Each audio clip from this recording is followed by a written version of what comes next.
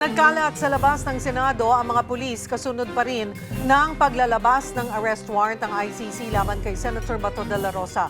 Para sa update, magbabalita live si Mobile Journal Merimon Reyes. Merimon, kumusta ang sitwasyon sa loob at labas ng Senado ngayon? At ano yung lagay ni Senator Bato na nag-overnight sa loob ng Senate matapos nga siyang isailalim sa protective custody?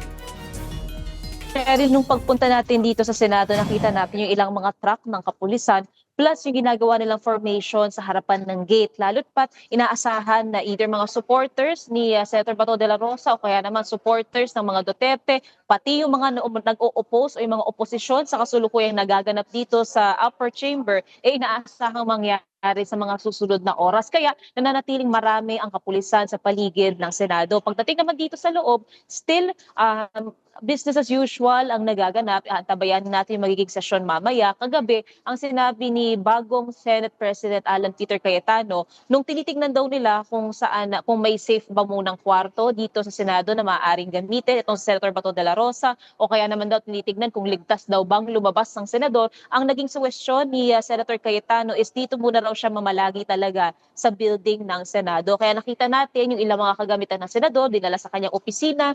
And kaninang umaga, nung nakapanayam natin itong si Senator Bato de la Rosa, sabi niya gusto niya raw mag-business as usual at gusto niya na magpatuloy na makapasok sa sesyon. Kaya kanina nakapustura na rin, nakapolo na rin itong si Senator Bato na sinasabi niya nga na hinadlangan daw nga siya ng mga ahente ng NBI kahapon na makarating sa sesyon.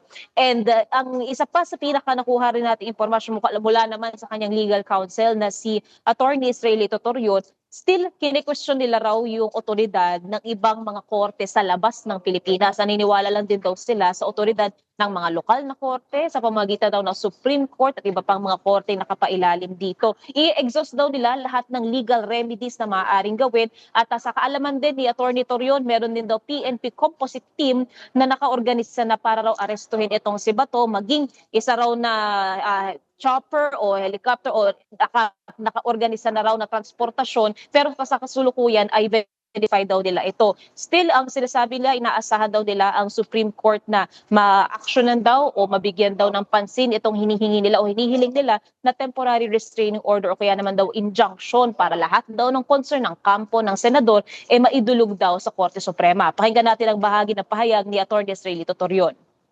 We only recognize one authority.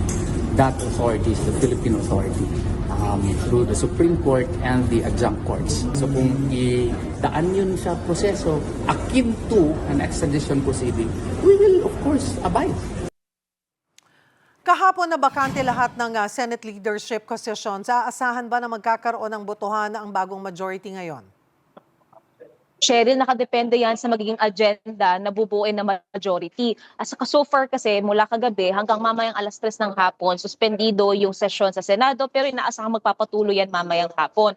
Ang so far kasi nakatalaga sa posisyon is si Senate President Alan Peter Cayetano, tapos for Senate President Pro Tempore, si Senator Loren Legarda. Yung ibang mga posisyon, for example, yung magiging final na majority leader, magiging final na minority leader, isama na rin natin dyan possibly kung magkakaroon na ng desisyon o yung dibs ng majority sa mga committee chairmanship, yan yung maaaring lumabas either mamaya o kaya naman sa mga susunod na araw ng sesyon dito sa Senado. Cheryl. Sa minority side, anong balita? Sigurado na bang si dating Senate President Tito Soto ang magiging bagong minority leader? Cheryl, tahimik pa sa ngayon yung minority. Even kagabi, nung nagkaroon ng change of leadership, ang nasabi ni former Senate President Tito Soto, hindi raw nila hawak yung numero. Kaya nung nagmosyon during that time, si minority leader pa itong si Senator Alan Peter Cayetano, nagmosyon siya na nagpasalamat sa serbisyo, nakasama niya raw itong si Soto, pero at least 13 senators na raw ang nagpahiwatig ng gusto nilang magkaroon ng pagbabago sa liderato, hinayaan na raw ni Soto ito. Kaya ngayon, so far, Cheryl, wala pa tayong ibang nakukuhang sentimiento from the minority. Yung majority na ngayon ay minority dahil nabawasan na sila ng 4 na senador na naglipat bakod na sa bagong majority. Yan yung isa sa mga antabayanan natin, oras na makapanayam natin sila mamaya. Cheryl. Sa lahat ng pangyayari sa Senado, nasa agenda rin ba ang pag-convene nila bilang impeachment court? Cheryl, ang sinasabi dito ni Senate President Alan Peter Cayetano, pag-uusapan din daw nila ito, yung magiging kasi nga papasok dito again yung magiging interpretation no sinasabing forthwith Nung si Soto pa kasi ang nakaupo bilang Senate President, ang sabi niya, pagka araw na dumating o matransmit sa Senado yung articles of impeachment laban kay Vice President Sara Duterte, magko-convince sila forthwith kay Soto, ibig sabihin no, the next day. For Cayetano, wala pa siyang nabibigkas na timeline tungkol dyan. And even yung kung magkakaroon pa ba ng point of contention dito, magkakaroon ba ng hindi agad-agad na pagko-convene, lalo pa noong si Soto pa ang nanunungkulan, noong yung minority pa nung panahon na yun, ay nag-express na may posibilidad na magkakaroon ng oposisyon. Pero dahil ngayon bago na ang liderato at parte ng majority rin ang Duterte Bloc, isa yan sa mga antabayanan natin kung paano ngayon ang magiging discretion ng liderato. Tungkol doon sa ilang mga miyembro pa ng Senado, may dalawang nag-abstain kasi nung nagbobotohan na for Senate presidency. Si Senator J.B. Ejercito at si Senator Vic Zubiri, nagbumoto, nag-abstain vote sila kasi nais daw nilang maging independent members ng Senado. Sheryl. Maraming salamat, Mobile Journal, Merrimon Reyes. Kaugnay nito, magkakasama natin ang legal counsel ni Senator Bato de la Rosa na si Attorney Jimmy Bondoc. Magandang tanghali po sa inyo, Attorney Bondoc. Salamat po sa oras. Magandang hapon po, Ma'am Sheryl. Kasama ko po ngayon actually si Senator Bato. Nandito kami sa office ni Senator Jinggoy. Magandang hapon po sa inyo. So far po, kamusta naman po si Senator Bato de la Rosa? Kakatapos lang po namin na mananghalian na medyo late at he's good. He's in good spirit. At we're just discussing all the legal remedies available to our client. Attorney Bondoc, bago po natin pag-usapan yung legal matters, pwede ho bang makausap namin ng kaunti at kumustahin lang namin yung naging gabi niya dyan sa Senate kagabi? Pwede po bang maipasa yung telepono at makausap siya? Opo, tatanungin ko po, Senator Bato, pwede ba kayong makausap sandali lang ni Sheryl Cosip? Ito po, pasa ko sa inyo. Kailan ba? Okay. Hello, Sheryl. Senator Bato, kamusta po kayo? Yes. Okay lang, Sheryl, okay lang. Opo, kamusta po ang inyong naging unang gabi? Yung pong inyong pananatili dyan. Nakatulog ho ba kayo na maayos? Hirap matulog dahil yung adrenaline rush ay matagal nag-subside. Aha, So parang matulog ko siguro mga 1 hour, 2 hours. lamang. Yung sinasabi, at Senator, sabi niyo po yung adrenaline rush. Kami po lahat, nung nakita kayo na dumating sa loob ng Senado, naramdaman namin yung taas ng inyong emosyon kahapon. Even when nung una kayong nagsalita po sa media, no, mataas ang inyong emosyon. Saan nanggagaling yun, Senator? At kumalma na po ba? Nakakalma na kayo ngayon? Kalma na, Sheryl, kalma na ako. Ayun po. Bakit po nag-decide po kayo na after 6 months ay lumabas, magpakita po sa taong bayan, sa publiko muli? Maraming rason, no, Sheryl, no. Pero ito nga, to perform my duty. To perform my duty as a Senator Del. Unang-una, nahiya na ako doon sa yung hinahanapan tayo ng trabaho ng ating mga kababayan na susuldo daw tayo kahit hindi nagtatrabaho. So hiyang-hiya na po ako at hindi man ako makapag-explain sa kanila na kaya hindi ako pumapasok dahil may threat sa akin, sa aking liberty. So kaya hindi ako pumapasok, pero gano'n pa man, pinasok na rin. Kasama din lahat, pati yung incoming impeachment, may trabaho tayo as a senator judge, tapos ito, pati yung pagpapalit ng leadership ng Senado, kasama na rin yun sa mga rason bakit tayo lumabas. Kahapon po ay I'm sure napanood nyo na rin po yung video, yung sa CCTV, yung habulan na nangyari. Ikwento nyo nga po sa amin, paano ba nangyari yun? Bakit kayo saan kayo nanggaling? Saan patungo? Bakit kayo tumatakbo? Pagbaba ko sa sasakyan, Opo. doon ako, dalawa kasi daanan dito, yung elevator sa kabila at saka sa kabila, yung hagdan. So doon ako sa stairs dumaan. Pagbaba ko, papasok ko sa pintuan ng papunta sa stairs, may nakaupo doon ng mga tao. Yung pala, yung mga NBI na pala, hindi ko alam. Akala ko mga driver ng, ng mga senador. Oo. Dinakma ako ng dalawang babae, tapos may kasunod ng mga lalaki. Sabi na, sir, NBI kami. Pag dakma sa akin, nagpupumiglas ako. Pumiglas ako. Pag pumiglas ko, nabitawan ako, diretso akong tumakbo. Habol na sila. Hanggang doon sa bandang taas na siguro overspeeding or malambot yung tuhod ko na dapa ako kaya nasugat yung kamay ko. Sabi niyo po ay dinakma kayo? So hinawakan na po nila kayo, talagang aarestuhin? Yes. Hinawakan ako. May nakalap daw pong impormasyon na may nakahanda na raw pong arrest team para po ilipad kayo papuntang The Hague. What do you know so far about this, Senator Bato? Yun din ang natanggap kong informasyon. Pero yun nga, pakiusap ko sana sa kanila na sana hayaan muna akong i-exhaust yung all available legal remedies para naman magamit ko rin yung, di ba? Sinasabi ng Supreme Court yung kailangan dadaan pa yan sa local court. Hindi pwedeng yan diretso ang i-implement ninyo, yung ICC warrant. Dadaan pa yan sa local court. So kami naman ngayon ay maraming hinain ng mga petition sa Supreme Court at sana hintayin natin maglabas yung decision ng Supreme Court. Sinabi po ng sinabi niyo po na kasama si former Senator Trillanes sa nangharas sa inyo, pero wala raw po siya sa baba kahapon. NBI lang daw. Kasama nga siya dahil hindi naman sinasabi kong physically kasama siya although nandito siya sa loob ng building nga eh. Nagkita nga siya kahapon, di ba? May hawak-hawak siyang warrant. Alam naman namin na nagbi-meeting sila dito sa loob ng Senado na sila nagko-coordinate. Kaya kasama siya doon. Bakit pa niya i-deny? Hindi siya kasama dumakma sa akin pero nandoon siya. Kasama siya nag-ooperate doon. Yun pong mensahe ninyo, lumabas po yung video na hinahamon nyo nga po si Senator Trillanes na sige sumama siya sa pag-serve sa inyo ng arrest warrant at yun din daw ang kanyang punto, kaya din daw pumunta po siya sa Senate. Ano po ang sagot nyo doon? Mabuti kung yan ang purpose niya. Okay lang kung yan ang purpose niya, pero the fact remains that he is not supposed to be part of any undertakings pertaining to that ICC warrant. Dahil hindi naman siya taga-ICC, hindi naman siya taga-Interpol, hindi naman siya taga-PCTC, at hindi siya membro ng law enforcement. So wala siya personality to present that warrant of arrest. Ngayon po ay nasa protection po kayo ng Senado.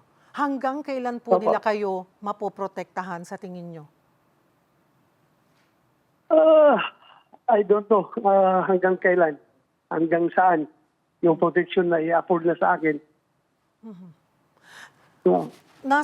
Yung pong parliamentary protection na sinasabi po ay hindi raw pasok yung sitwasyon nyo doon sa parliamentary protection. Ano po ang take nyo on that? Whatever naman, may parliamentary protection ako o wala. It is my basic right to enjoy yung availability ng mga legal remedies. So sana respetuhin muna nila yung pagsisik natin ng relief doon sa mga korte natin. Apo. Sen, ano po ang masasabi nyo doon sa may kinalaman nga daw itong sa magiging impeachment trial ni VP Sara, kaya kayo nakumbinsi ng mga kaalyado nyo na lumutang, na kailangan ang boto nyo, kailangan ang boto nyo para maging mayorya po kayo? Kasama na rin yun sa paglutang ko. Hindi man ako magsinungaling, kasama rin yun. Nasaan po ba kayo? Saan kayo namalagi? Saan kayo nagtago? Noong sa mga nakalipas na 6 na buwan? Na-curious po ang taong bayan. all over the Philippines ako. All over the Philippines, kahit saan ko pupunta. Marami naman nagmamahal sa atin na mga local folk sa mga lugar na pinupuntahan natin at sila rin nag-aalaga sa atin. Galing po kayo sa South area? Mindanao, Cebu, Visayas? Or dito lang po Hindi sa ako NCR? Hindi ako magbibigay ng particular area dahil kawawa naman yung mga tao na tumulong sa akin no? na nag-alaga rin sa akin doon sa mga lugar na pinuntahan ko. Basta within the Philippines ako, hindi ako lumabas ng bansa. Sa Pilipinas na ako. Opo, Senator Bato, nung dumating kayo kahapon sa Senate, saan kayo galing? Dito lang sa Metro Manila. At ilang araw na po kayong nasa Metro Manila? Hindi ko na sabihin ko ilang araw. Pasensya ka na. Opo. Panghuli na lamang po, before I talk to Attorney Jimmy Bondoc, ano po ang mensahe nyo sa taong bayan? Kayo po ba sakaling ang arestuhin, ay handa po ba kayo, Senator Bato? Pagdating sa punto niyan, we will cross the bridge when we get there. At ito lang naman ang pakiusap ko sa law enforcement at saka sa ating Pangulong BBM. Ako po yung nakiusap sa kanya na sana huwag yun yung ipagkanulo sa mga dayuhan yung ating mga kababayan Pilipino. This issue is not all about me, kundi para sa lahat ng Pilipino na sana alagaan niya bilang Pangulo ng ating bansa, kapakanan ng bawat Pilipino. Dapat hindi na ipagkanulo doon sa mga sa dayuhan. Yun lang ang pakiusap ko. So ngayon, nasa nasa custody po kayo ng Senate. Hanggang kailan kayo dyan mananatili and how does it feel to see your colleagues again? Well, unang-una, I'm happy. And sila rin, happy rin na nakita ako kahit na sa majority man sila, sa minority. Na-feel ko rin yung warmth ng kanilang reception sa akin ang nakita nila ako. Pasalamat ako sa kanila. At ako masaya ako na makapiling sila uli. Okay. Opo. Siguro po sa taong bayan, Senator Bato? Sa taong bayan, ako nagpapasalamat sa lahat ng who are supporting me physically at saka spiritually. Yung mga wala dito sa vicinity ng Senado na nagpapadala ng suporta through messages. Salamat sa inyong suporta. At saka yung mga nandito sa Senado na nagbibigil, maraming salamat. Sana patuloy, hindi kayo magsawang magsuporta sa atin hanggat hindi lumabas yung decision ng Supreme Court. Kamusta na po ang BP nyo after yesterday? Nakakunan na po ba? Hindi pa ako nakunan ng BP. Hindi po kayo nagpakuha ng blood pressure kahapon? At saka today? Hindi po chinek Hindi pa. ng Senate? Hindi pa. Pero, Magpapadressing na ako doon sa sugat ko mamaya. Punta ko yung clinic. gaano po ba kalala yung sugat? Hindi naman ganun kalaki. Hindi naman, mga minor na sugat. Sabi nyo nga po ay mahirap, hindi kayo nakatulog masyado dahil hindi rin po ba komportable yung inyong tulugan or more of yung nangyari kahapon kasi? Yun talagang yung nangyari kahapon, yung adrenaline na hindi pa hirap bumaba. Lutang ka ba? Yung utak mo lumulutang habang gusto mo matulog. Hindi ka makatulog. Yung po yung emosyon na pagsigaw kahapon, anong kayo po natanong na pag wala ako, hinahanap nyo ako. Ngayon nandito ako, tinatanong nyo ako kung bakit ako nandito. Pasensya na kung merong hindi magandang dating nung statement ngayon sa ating mga kasamahan sa media, ating mga kaibigan sa media, at emosyon sa Ranhay at that moment. Kaya yun nga, sabi ko yun. Ito pong the entire time na nawala po kayo, ay kasama nyo po ba ang inyong pamilya? Naging kasama nyo ang inyong pamilya sa paglilipat-lipat ng lugar? Hindi po. Hindi po. Have you seen them physically? minsan, ano ako ng paraan kung paano sila makita, lalo-lalo yung mga apo ko dahil habang nagtatago ako, may dalawa akong apo na pinanganak eh. Every 3 months may mga anak na anak ko. May apo ako. So, yun talagang gusto kong makita. Kaya hanap ko ng paraan makita sila. Panghuli na lamang po talaga, paano nyo pinaghahandaan itong posibleng mangyari po sa inyo? I leave it up to God, Cheryl. I leave it up to God. Bahala na si Lord. I am praying for God's deliverance.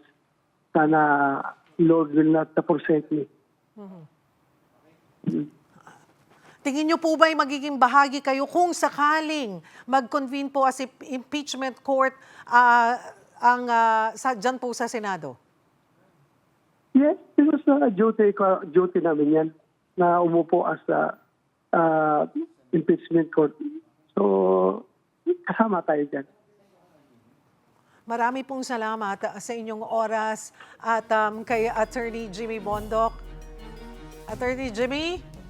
Ibigay ko kay Jimmy, ha? Apo. Sandali. Salamat. Thank you, Cheryl. Salamat po, Senator Bato. Yes, Ma'am Cheryl. Opo, one Opo, question, okay na po. quick question, and we hope to Opo, get sige. you in another program. Pero ano po No yung problem, legal no remedy problem. ngayon? We've already filed supplemental petitions before the original petitions we filed with the prayer for temporary restraining order po para po hindi po ma-effect yung mga unlawful arrest, no? Tapos meron din po tayong writ of amparo for the protection of Senator Bato. Saka na po natin pagkwentuhan pag mahaba-haba ang oras. Marami pong salamat for making time and for taking our call. Again, Senator Bato de la Rosa and Attorney Jimmy Bondoc.